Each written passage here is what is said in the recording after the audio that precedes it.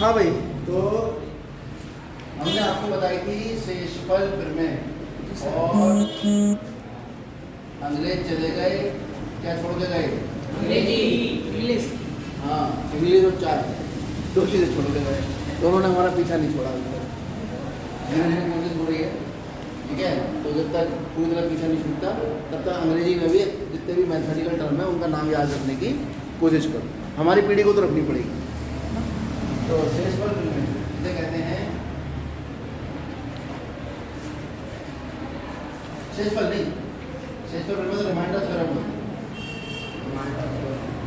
से कट गई है, फिर भी बता देता हूँ कि यदि px को भाग करें x माइनस a से तो जो शेषफल आएगा, ठीक है, वो आएगा p के, और शेषफल को इंग्लिश में कहते हैं रिमाइंडर। इसलिए शेषफल का नाम जनरली r लिखा देखा होगा कुछ किताबों में ऐसे। इसका कुल मतलब ऐसा है कि x माइनस a से अगर आप भाग कर रहे हो किसी बहुपद को तो कुछ ना कुछ तो आएगा। तो जो भागफल आता है, भागफल आएगा, एक शेषफल आता है। तो शेषफल जो आता है उसे हम r कहते हैं, वो शेषफल आएगा p, यानी बहुपद का मान जिससे भाग कर रहे हैं उसके शून्य पर। x माइनस a का शून्य कौन होगा? इसे 0 बराबर रखोगे, x बराबर 1, उस शून्य पर इस बहुपद का जो मान है वो आपका शेषफल होगा जब आप x माइनस a को भाग करोगे। इसका हमसे कोई ज़्यादा संबंध है नहीं, हमारे जो कोर्स में है वो है गुणनखंड, जिसे हम अंग्रेजी में कहते हैं फैक्टर थ्योरम। क्या है गुणनखंड प्रमेय, फैक्टर थ्योरम? वो यहीं से निकली है। अगर रिमाइंडर 0 आ गया, शेषफल 0 आ गया, तो शेषफल 0 आने के बाद इससे पता लगता है कि ये इसका एक गुणनखंड है, यानी x माइनस a px का गुणनखंड होगा। कब? जब शेषफल शून्य आएगा। जब शेषफल इसका मतलब शेषफल शून्य आने पर ये गुणनखंड हो जाएगा। यही बना दी इन्होंने फिर। और शेषफल कितना आया था? p। ये सारी बातें गायब करके उसने केवल इतना लिखा कि यदि p के बराबर 0 तो x माइनस a px का क्या होगा?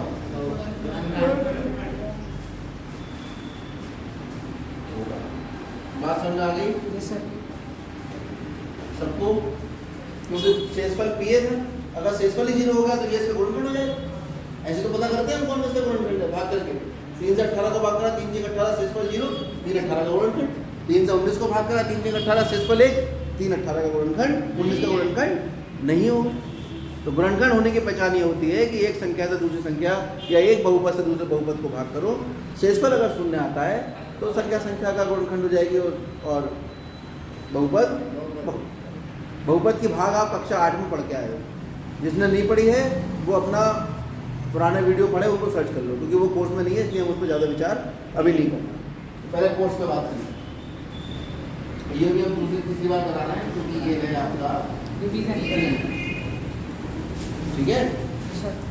चलिए, तो ये हमारे पास फिर में आ गई p a बराबर 0। इसके 4 रूप थे, हर किसी के अलग अलग रूप होते हैं। इसके 4 रूप थे, वो 4 रूप मैंने आपको बता दिया। अब हम गुणनखंड करेंगे इसकी सहायता से। मध्य पद को 2 भागों में विभाजित करके गुणनखंड करने के तरीके मैंने तुम्हें कल बताए थे, परसों बताए। अब हम देखेंगे ये वाला सवाल, 5वें का पहला।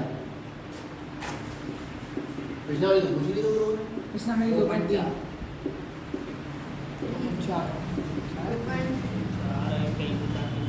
2.3 है नई किताब में जी सर, और 2.4 है पुरानी किताब में। ये नई किताब में है, 2.4 पुरानी किताब में। वो मतलब ओल्ड, न्यू मतलब याद रहेगी ये बात। तो सवाल हमारा ये है,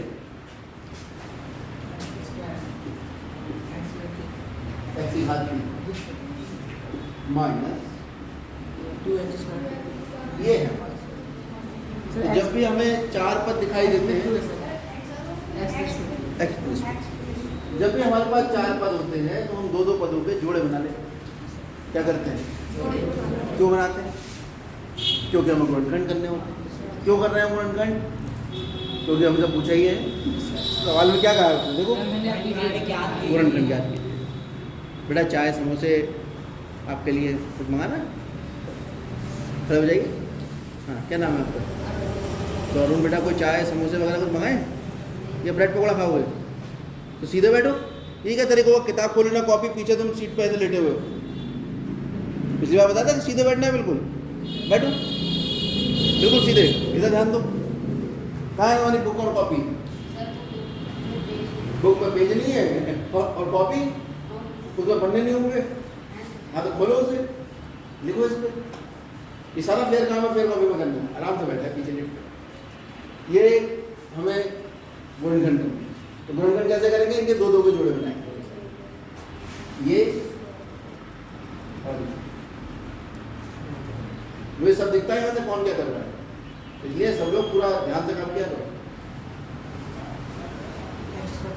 अब जब हमने दो दो के जोड़े बना लिए, तुम्हारे पास तो इतना काम है करने के लिए। यहाँ पे साइड में लिखते चलो, 4 पद है, दो दो के जोड़े बनाएंगे, है ना? उससे तुम्हें याद रहेगा कि सवाल में सर ने क्यों ऐसे दो दो के जोड़े बनवाए थे। ठीक है, ये सब चीज़ें छोटी छोटी हाथ क्या लिखते चलोगे, उतना समय मिल जाता है लिखने का, तो आपका मैथ स्ट्रांग हो जाएगा। कोई चीज़ ऐसी बचेगी नहीं समझ में नहीं आए, दो दो के जोड़े बना। अब इसमें कॉमन लो, यहाँ लिख दो कॉमन लेने पर, है ना? ये जोड़ों में से दो दो के जोड़ों में से कॉमन लेने पर x की घात 3 है, x की घात 2 क्या कॉमन है? यहाँ बराबर में निशान जरूर लगा। क्यों है? क्योंकि इसके बराबर चलेगा। इसके बराबर क्यों नहीं करना? जगह बहुत है, पेज खत्म हो जाएगा, इसलिए नीचे आ जाएगा। x की घात 2 कॉमन, कितना बचा? एक बचा। जब कॉमन लेते हैं तो भाग करते हैं, भाग करते हैं तो घाते घटेगी। 2 घात कॉमन लेंगे, उतनी घात घटा दो।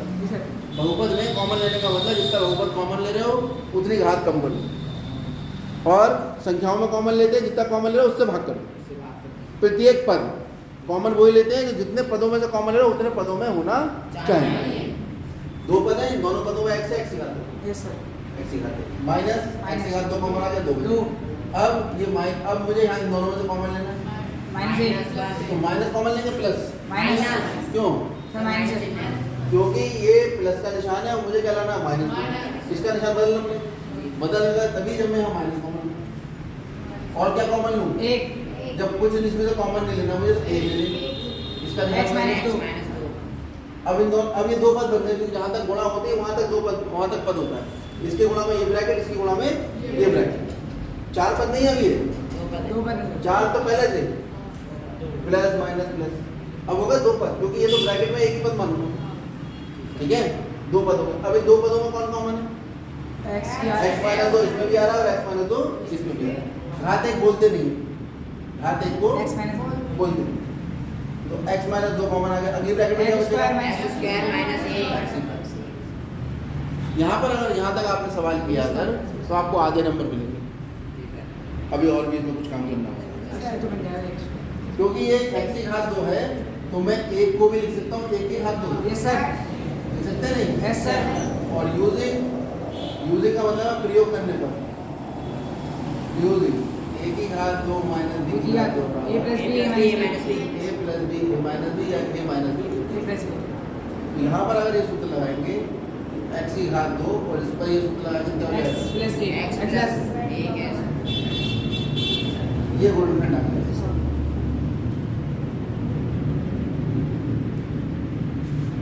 ये लास्ट में लिखेंगे सब लोग।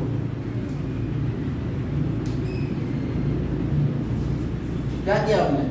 इस बहुपद को 3 लीनियर या रैखिक बहुपदों के गुणनफल के रूप में लिख दिया। तो जब हम कई संख्याओं को किसी गुणनफल के रूप में लिखते हैं, जैसे संख्याओं में अभाज्य संख्याएं होती हैं, वैसे ही बहुपदों में रैखिक गुणनफल लिखते हैं। वहाँ हम अभाज्य संख्याओं के रूप में लिखते हैं 2 गुणा 3 गुणा 5 गुणा 7। यहाँ पर हम रैखिक बहुपद के गुणनफल के रूप में लिखते हैं, जो भी आ जाए। समझ में आया? अब अगला सवाल,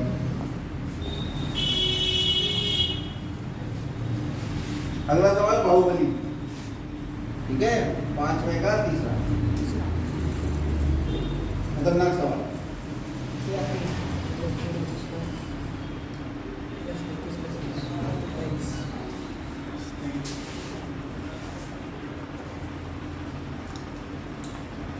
ठीक है, अगर आसान पेपर बना तो पहला या चौथा है, वरना छोले बच्चे में डाला था। गब्बर सिंह कहता है कि दूर दूर से गाँव में बच्चा होता है तो माँ कहती है चुप जा बेटा, नहीं तो कौन आ जाएगा, गब्बर आ जाएगा। ऐसे ये गुणनखंड जो हमारे पूरा चैप्टर है बहुपद, उसमें गब्बर है। जब जब बहुत कठिन पेपर आता है तब तक ये वाला सवाल है। एक ये वाला, एक इसका भाई है दूसरा, और एक इसका तीसरा भाई है उदाहरण नंबर 10। इन तीन में से एक क्वेश्चन तब जरूर आता है जब पेपर कठिन आना होता है। ठीक है, सिलेबस कम है, बहुत कम आपको पढ़ना है तो पेपर कठिन ही आएगा। ठीक है, अगर आया तो ये वाला सवाल या वो इसके जो दोनों भाई बताए मैंने, तीनों भाई, वो है। बहुत ध्यान से इसको समझें, इसकी प्रक्रिया को समझें। इसको हल करने के लिए प्रयोग करना पड़ेगा हमें। क्यों करेंगे गुणनखंड का प्रयोग? इसके जोड़े बना के देखो, जोड़े बनाओगे, यहाँ से x की घात 2 कॉमन लोगे x + 13, और यहाँ कुछ भी कॉमन ले लेना, x + 13 नहीं आएगा, है ना? इसका मतलब ये जोड़े बना के हल जो हल होना होगा वो तुरंत हल हो जाएगा। तब क्या करेंगे? तब हम देखेंगे इसका आंसर कितना है। 20 गुणनखंड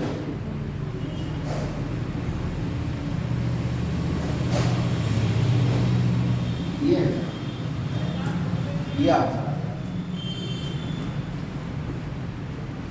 अचर पद लेंगे, आंसर शुरू हो गया। फिर लिखेंगे अचर पद के गुणनखंड।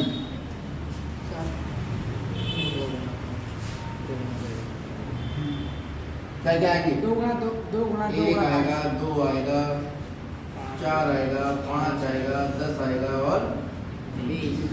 ये सब किसके गुणनखंड है? इसके अचर। अच्छा और प्लस भी इसका गुणनखंड होगा, माइनस भी।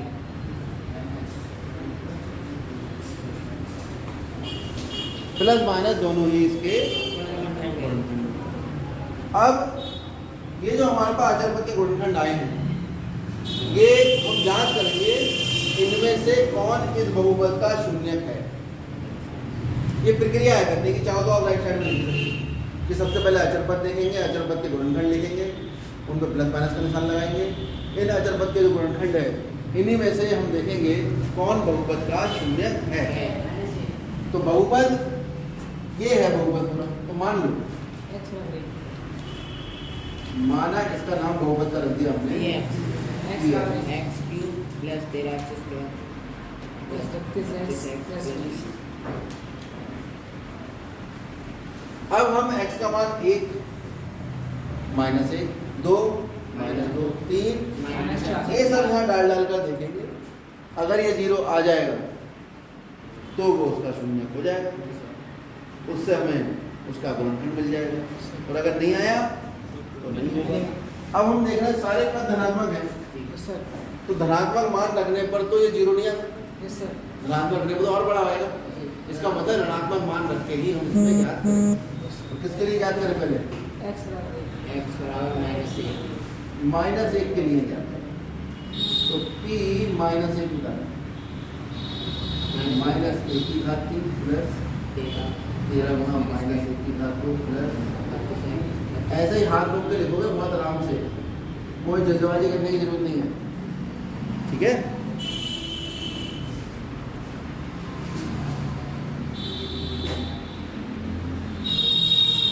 तो p -1 कितना आ गया?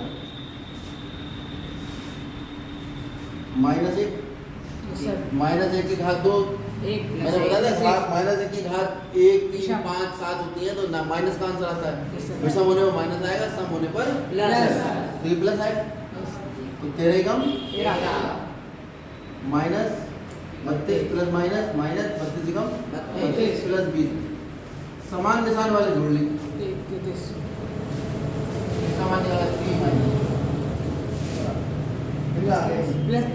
-1 -32 एक साथ लेंगे, और प्लस 13 प्लस 20 समान निशान एक साथ, तो -33 प्लस 33 टोटल कितना आ गया? p -1 का मान। जब p -1 का मान 0 आ गया तो आप ये वाली फिर में देखो, p a बराबर 0 तो x -a px का गुणनखंड होगा। तो p माइनस 1 बराबर 0 है। Yes sir. अतः x माइनस 1। गुणनखंड प्रमेय से p माइनस 1 बराबर 0, तो x माइनस जो भी यहाँ पर लिखा है माइनस 1 लिखा है, x माइनस माइनस 1 लिखो तो क्या हो जाएगा प्लस 1 px का क्या होगा गुणनखंड। गुणनखंड। और जब हमें पता लग जाता है कि x माइनस 1 px का गुणनखंड है, इसका मतलब x माइनस 1 से अगर हम px को भाग करेंगे तो कितना आएगा शून्य। एक तरीका तो ये भाग हमने अभी पढ़ी नहीं है, तो हम लगाएंगे इंस्पेक्शन मेथड। कौन सा इंस्पेक्शन मेथड। देखो हम पहले ये लिखेंगे, क्या था बहुपद हमारा x माइनस x की घात 3 माइनस 2x स्क्वायर सर, ये नहीं था। और सर x का 3 प्लस 13x स्क्वायर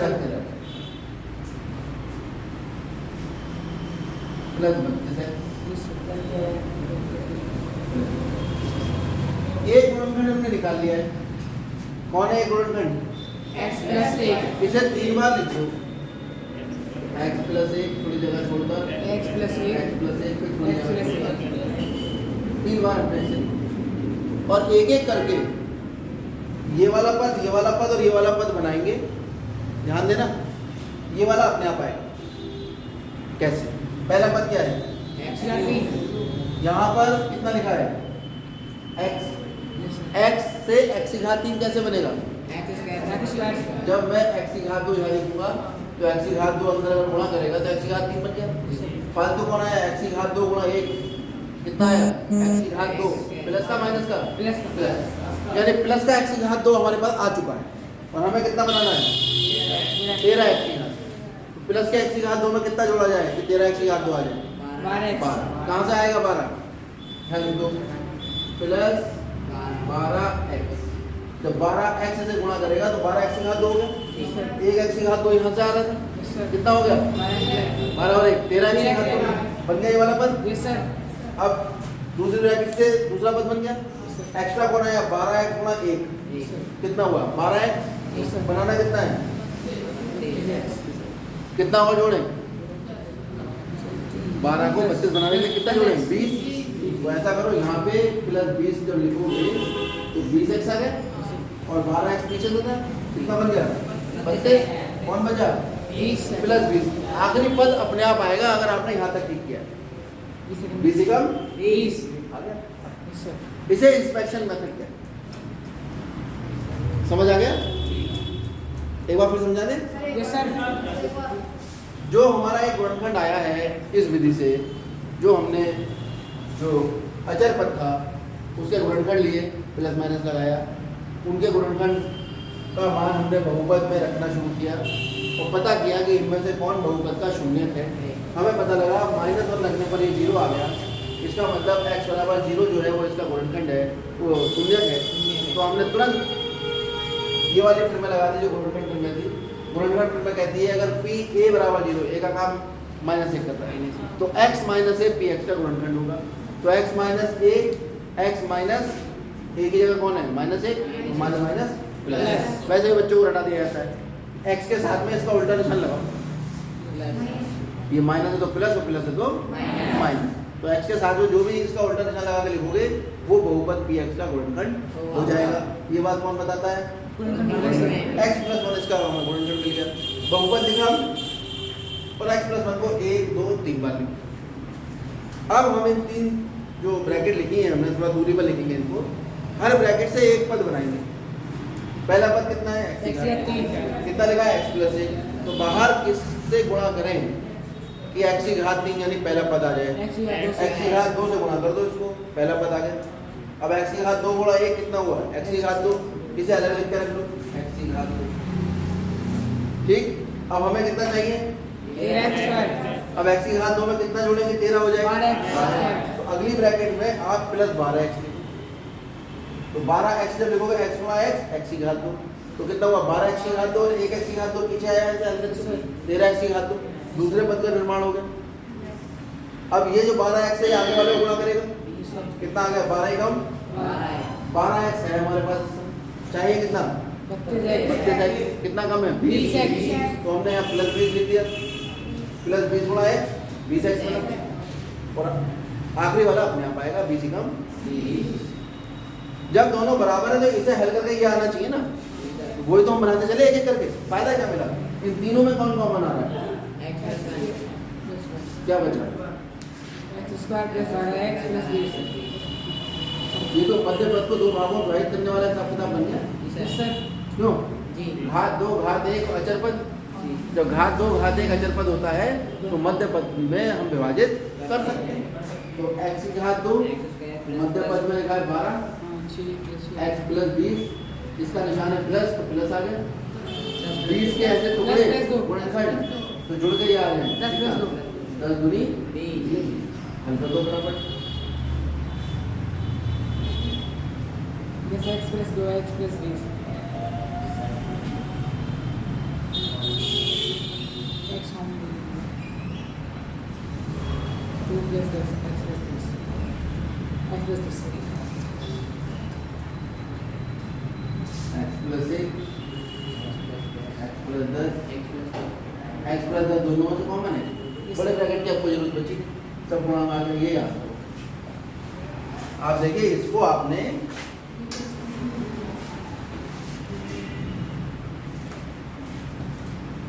इसको हमने 3 रैखिक बहुपदों के गुणनखंड के रूप में लिख दिया। That means that polynomial can be written as product of linear polynomial. इसको अंग्रेजी में बोलें, बहुपद को पॉलिनोमियल बोलते हैं। तो ये क्यूबिक पॉलिनोमियल है, घात 3 वाला क्यूबिक पॉलिनोमियल को हमने लीनियर पॉलिनोमियल के प्रोडक्ट के रूप में लिख दिया। चलो नोट करो ना।